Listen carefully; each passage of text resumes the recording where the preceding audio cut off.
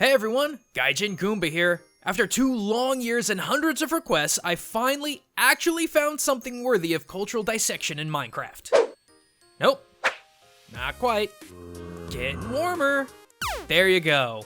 Believe it or not, the villagers of Minecraft hold some of the greatest references to Jewish culture I have ever seen in a game. Okay, yes, I know, there is a stereotype that Jews have big noses, but before you start writing your hate comments, understand that my evidence has nothing to do with that or any other stereotype. In fact, a lot of what I want to talk about comes from more broad, ancient Hebrew culture back in the BCE times. Like, their clothes. Yes, really, Minecraft villagers wear long robes reaching about ankle length with another long garment underneath that, tucking their hands to their massive sleeves, and while they do have some impressive eyebrows, it doesn't look like they have any hair. Also, there is no sexual dimorphism between men and women villagers. Everyone just pretty much looks the same. But what if I told you this reflects ancient Hebrew dress?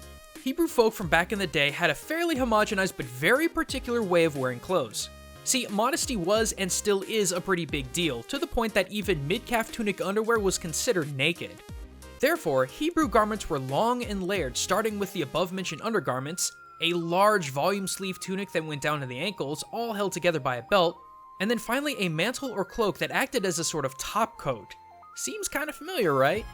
But the similarities go even deeper. Remember how Minecraft villagers look like they have no hair and are pretty much identical?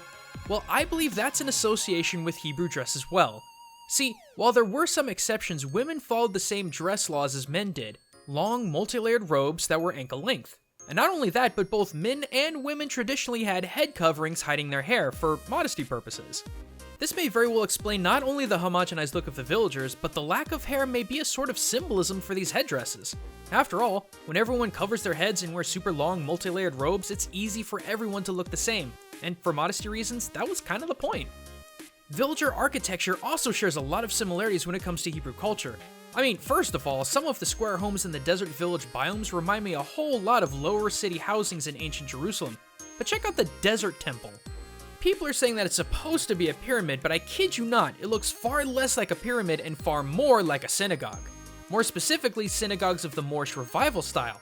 I mean, look at the comparison, 2 pointed towers on the left and the right, and the doming large main building behind.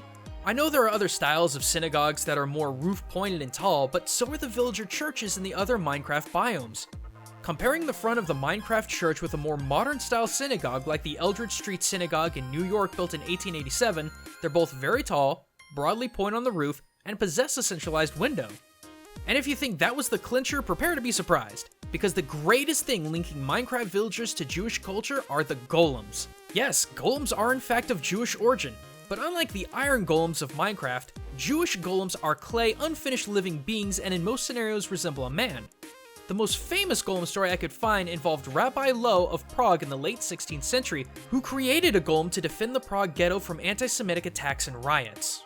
Rabbi Low pieced together the golem with clay from the banks of the Vltava River and brought it to life using an incantation involving writing one of the names of God and placing the writing, called a Shem, in the mouth or forehead of the golem. Considering the villagers create golems for protection against zombie riots, the parallels here are pretty obvious. But if provoked, Minecraft golems will actually turn on you, and so too did the golem in the tale with Rabbi Low. In most versions of the story, the creature eventually goes on a rampage against anyone in its way, until the rabbi was able to pull the Shem from the golem's body, immobilizing it. Whether it was due to being used on the Sabbath or developing human feelings, in the end, the golem pretty much went berserk.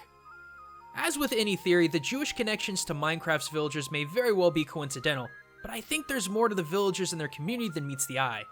After all, I think even the color of the villagers' robes may have some symbolic connection to Hebrew culture. But let me know what you guys think of these findings in the comments section, and thanks for watching, everyone. And a big thanks to Loot Crate for sponsoring this video. Not only have they been the longest financial supporter of Culture Shock, but I legitimately love what they pack in every single box that I order. For less than half the price, I get $60 worth of geeky goodies sent right to my front door.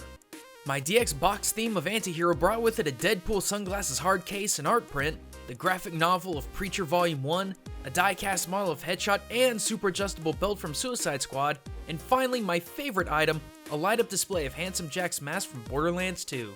While next month's theme of Speed offers exclusive items from The Flash, The Green Arrow, Battlestar Galactica, Iron Man 2, Gone in 60 Seconds, and Batman.